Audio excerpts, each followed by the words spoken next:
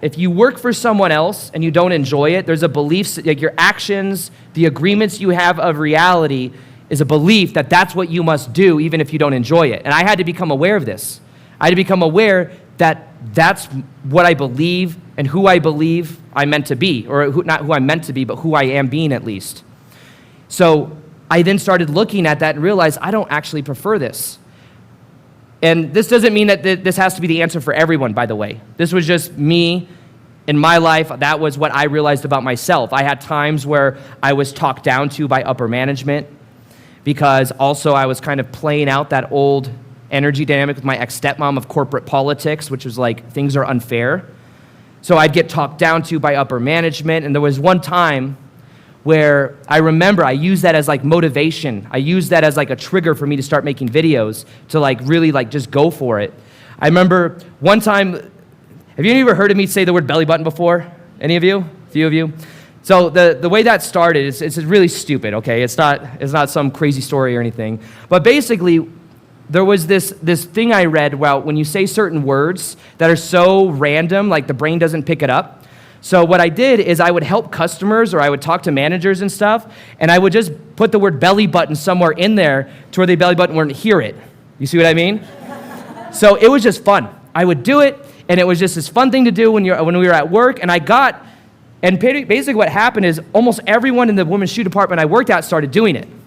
We started just doing the belly button thing. We'd help customers. I remember at one time the store manager called, who I didn't like at all because he was super controlling and kind of like bad energy. I remember picking up the phone once. I was like, women's shoes, belly button, Aaron speaking, how may I help you? And everyone's like, I can't believe you did that. And no one would pick it up. So it was just like this funny thing. Well, one day what happened is this dude that I worked with, who was actually like an assistant pastor at one of these churches, what he did is there was the top salesperson. She was like kind of a lot to handle. She was like very strong personality. So what he did is he went under her email signature when she was emailing a customer, and he changed the signature to say her name, which was like Jeannie, and then under that it said belly button, just like there. And the funny thing is that nobody else had the tech skills to do this but him, right? But what happened is he changed the word belly button at the bottom. And then what happened is she emailed the store manager something because she needed some type of shoes or something, and it said belly button at the bottom of her email signature. So what happened is she's like, oh, belly button, all the guys in the department are saying belly button. They did this to me. So then we all have to have a meeting on bullying, on being a bully, you know. And then what happened is we all get brought into the office, and like, we don't know who did this, blah, blah, blah, blah. And she's like, it was probably Aaron because he started that thing, and it wasn't me. But I wasn't going to call out the dude that did it, you know. But then what they said is if you ever say the word belly button again, you will get written up and fired. So here I am working that 9-to-5 job, just wanting to yell belly button. You know, you tell you can't say it. It's like you just want to kind of say it, you know.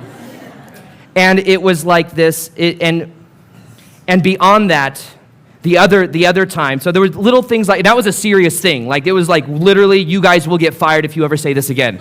I'm not kidding about that. That was like, we weren't allowed to say the word belly button ever again. I think they thought it was sexual or something. It wasn't. It was just the word belly button. It's such an innocent thing, you know? And then what happened is a little bit later, I remember that I got in trouble. So, you know, working at Barnes, New York, retail every year is dying more and more. There's less people shopping in store, more people shopping online. So what we would do is one person would be on the sales floor, one person would be in the back on their phone. Because a lot of times we did a lot of business through our phone too. But what would happen is we take turns. Someone was always on the sales floor watching the sales floor. But one time what happened is someone was on the sales floor, I was in the back. It was like my turn to just kind of chill in the back, you know? And I was like on Instagram or some shit, just like scrolling. And what happened is the next day, I got called into the office with the HR manager, the store manager, and my department manager. And they sat me down, and they got this projector, similar to this one right here. And they put up a video of me scrolling on Instagram. And it was like they wanted me to watch, and it was like a 5-minute video.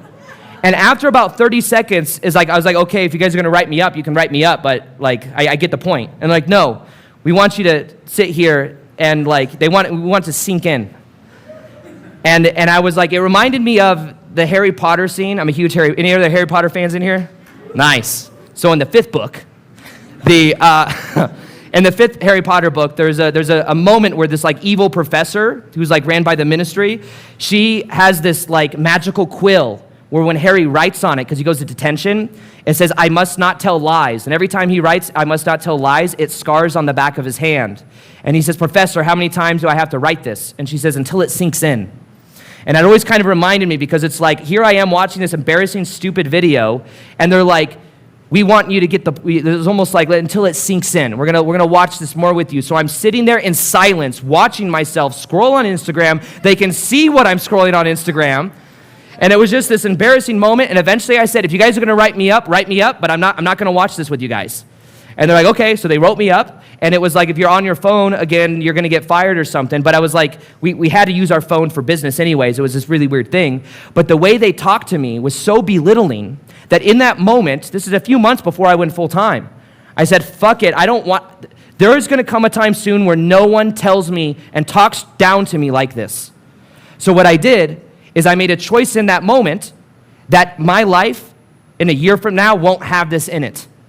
This will not be my reality. I will not have to ask for permission to feel like I'm walking on eggshells any longer.